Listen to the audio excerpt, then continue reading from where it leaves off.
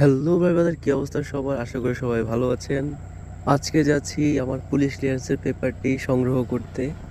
এটি রীতিমতো সোনার হরিণ হিসেবেই গণ্য করা যায়।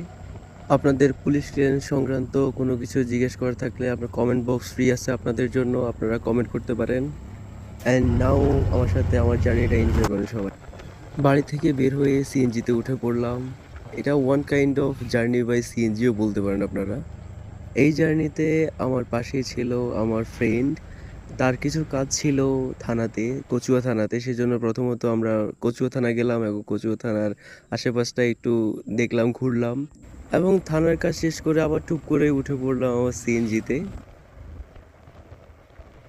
তারপর বোগদাদ বাসে করে আমরা রওনা হলাম ঝাঙ্গালিয়ার উদ্দেশ্যে এবং ঝাঙ্গালিয়া থেকে পরবর্তী আমরা কান্দিরপাড়ে যাব, কারণ কান্দিরপাড়ের পাশে হচ্ছে আমাদের পুলিশ সুপারের কার্যালয়টি। তারপর এখন হচ্ছে আমরা ঝাঙ্গালিয়া নামলাম। নামার পরে একটা টোটোতে উঠে কান্দিরপাড় নামলাম।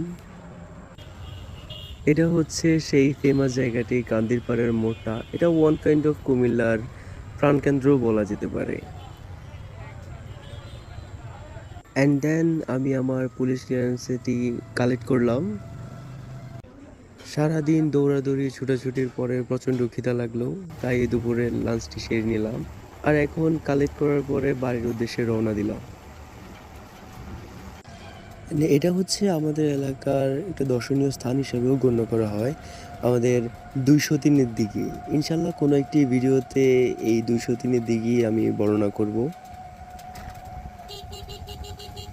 অবশেষে আমি হাতে পেলাম সেই কাঙ্ক্ষিত পেপারসটি, যার জন্য সকাল থেকে ছুটোছুটি করা লাগছে। শেষ করলাম। আশা করছি আপনাদের সবার ভালো লেগেছে।